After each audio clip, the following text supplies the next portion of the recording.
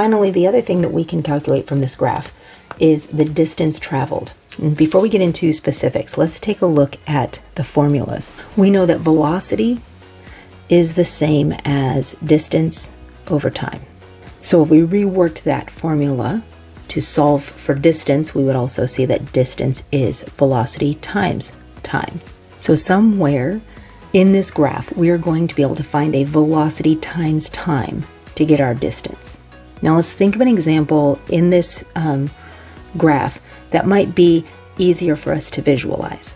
Let's think about this interval from right here, from 3 seconds to 5 seconds. We know that during this interval, the car is traveling at a constant speed of 6 meters per second, and we know that it takes 2 seconds as they're traveling this speed for 2 seconds. And so if we had this formula, distance is velocity times time, we would say distance is 6 meters per second times 2 seconds. The seconds would cancel each other out and we would get 12 meters for that section of time. And that makes sense because you could say for every second, the first second of this time slot, this right here, you're traveling 6 meters per second, which would mean 6 meters. And for the next second, you're traveling another 6 meters. And so you would have 12 seconds. Now, what I want you to notice is that we have 6 meters per second for 2 whole seconds. And if we look at that, we actually are looking at the area underneath this graph of this section right here. This has a height, a rectangle that has a height or a length of 6 meters per second and a width here of 2 seconds, which is the same as the multiplication that we just did here. And indeed, the area of this rectangle is 12. So the idea is that distance can be found as the area underneath the line in whatever interval you're talking about. Now let's try one that involves an acceleration. Let's take this section right here. Now we know that we started at a stop and we increased in speed until 2 meters per second.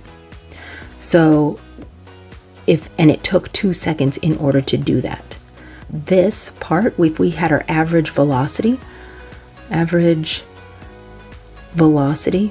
for just this section is going to be the starting velocity plus the ending velocity divided by 2, right? Because we're finding the average of two things, two numbers, and we are going to get 2 over 2, which is 1.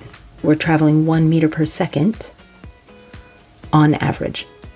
So we're traveling 1 meter per second on average during that interval. Now, if you took that average velocity and we said, well, we were traveling 1 meter per second for 2 seconds, we would say that, oh, well, in the time it took you for those 2 seconds, you've traveled a total of 2 meters. Let's check that with what we know about our area of a triangle. This area right here, we would say the base of this triangle, we know area of a triangle is 1/2 base times height. And so we would take 1/2 times the base is 2, times the height, which is also 2. 1/2 times 2 times 2 is indeed 2 meters. The reason why we can see a similarity between this 1/2 that we took right here, or the reason why it connects, is because that's the same as this divided by 2 that we did up here. The 2 height that we did here was the velocity that we calculated right there, and then this 2, or the base 2 is the 2 seconds that we had right here. So all these pieces of the formula do fit with this area idea. So essentially what we could do is, if we wanted to find the total distance, we would just have to find the area of the graph underneath the line. We can do that by breaking it into segments, which will allow us to calculate that total distance in segments. Now let's try and actually put this into practice to calculate the total distance for all of this. First, let's take all of these. We're going to split them into areas or intervals where we have straight lines. Some of these intervals may or may not be quite as self-explanatory as others, and so we will split them further if necessary. Let's take the, let's work from the end actually. Let's take this, the last 4 seconds of our graph. We have 4 seconds at 2 meters per second each. That's 2 times 4, which is going to be equal to 8 meters. We have this interval, which we've previously calculated as 1/2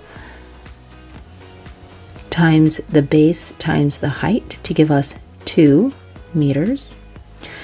Here, during this interval, it's just 0. Makes sense because we're at a stop. We didn't travel anything. This section here, we're going to have our 1/2 times the base, which is 2, times the height, which we get here is 6. And that is going to give us a total of 6 meters. This part here, we have 2 by 6, right? For 2, we've calculated this before. We have 2 seconds at 6 meters per second. And so 2 times 6 equals 12 meters. Now this section here, we can do it one of 2 ways. If you don't like looking at a trapezoid, which is the shape of this, you can split it into a rectangle and a triangle, or you could calculate by taking the average velocity and multiply it by the seconds. But let's do it this way with the 2 different shapes here. This square first that we see is a 3 by 3, which is 9.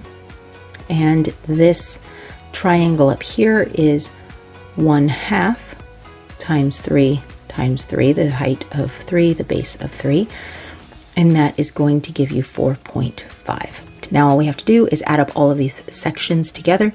We would have 4.5 plus 9 plus 12 plus 6 plus 2 plus 8, and that is 4.5, 9, 12, 6, 2, and 8. Of course, the 0 doesn't really matter. So we're back here, and we're going to go ahead and add these up. And our total is going to be 4 plus 9 is 13, plus 12 is 25, plus 6 is 31, plus 2 is 33, plus 8 is 41. So we had 41.5 meters total. And there you go.